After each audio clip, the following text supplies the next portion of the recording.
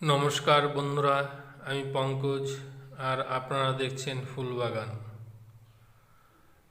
বন্ধুরা, আজকে আমি এই বুগনভুলিয়া গাছটি প্রতিস্থাপন করে দেখাবো। এই গাছটি আমি নার্সারি থেকে নিয়ে এসেছি। এই গাছটি সম্পর্কে বিস্তারিত আলোচনা করব।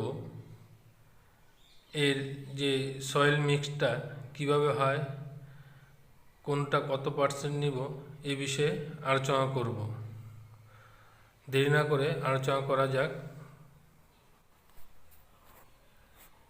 এখানে আমি পাতা পচা সার আর গোবর সারে কিছুটা নেওয়া হলো, আর এখানে গার্ডেন সয়েল, আর আমি নিয়েছি লাল মোটা দানার বালি।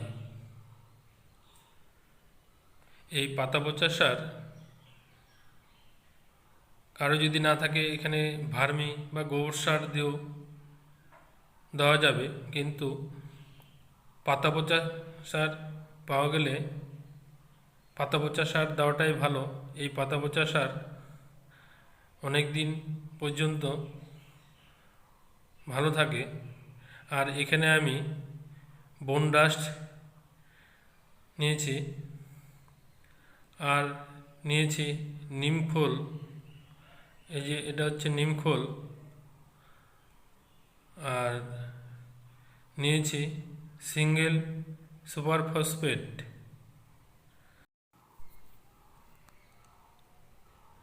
আর নিয়েছি লাল পটাশ।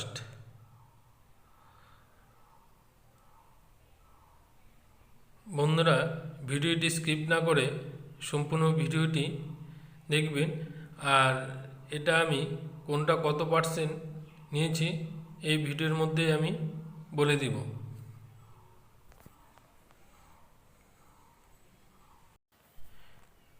বন্ধুরা, ভিডিওটি কেমন লাগছে তা আমাকে কমেন্ট ও লাইক করে জানাবেন আর উৎসাহিত করবেন, আরও আমি নিত্য নতুন ভিডিও আপনাদেরকে উপহার দিতে পারি। বন্ধুরা, এখানে আমি গার্ডেন সয়েল নিয়েছি 35% এবং লাল দানা মোটা বালি নিয়েছি 35%, আর পাতা পচা সার নিয়েছি 30%। এখানে আমি বনডাস নিয়েছি 100 গ্রাম, নিমখোল নিয়েছি 100 গ্রাম, সিঙ্গেল সুপার ফসফেট নিয়েছি 100 গ্রাম, আর লাল পটাশ নিয়েছি 50 গ্রাম। বন্ধুরা, এই যে গামলার মধ্যে যে মিক্সচার মাটিটি দেখতে পাচ্ছ, এটি আমি 2 মাস আগে মিক্সড করে রেখেছিলাম। এই মিক্সচার করা মাটির মধ্যে আজকে আমি বুগনভুলিয়া গাছটি প্রতিস্থাপন করে দেখাবো। বন্ধুরা, আমি এই মিক্সচারটির মধ্যে যে গার্ডেন সয়েল নিয়েছিলাম 35%, তোমরা নিজ নিজ এরিয়ার গার্ডেন সয়েলের উপর ভিত্তি করে এই বালি, মোটা দানা বালি মিক্সচার করে নেবে। যে মাটিতে এঁটেল মাটির ভাগ বেশি আছে, সে মাটিতে একটু বালির ভাগটা বেশি করে দিলেই হবে।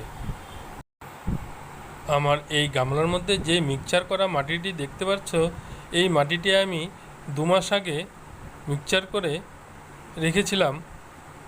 এই মাটিটি দিয়ে আজকে আমি বুগনভুলিয়া গাছটি প্রতিস্থাপন করছি।